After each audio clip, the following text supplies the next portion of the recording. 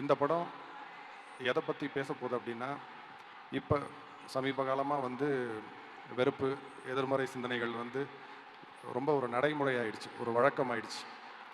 So அதை வேண்டாம், அதை விடுங்கன்னு சொன்னால் நம்மளால் விட முடியாது. ஸோ வேறு ஏதோ ஒரு விஷயத்தை வச்சு தான் அதை நகர்த்த முடியும்.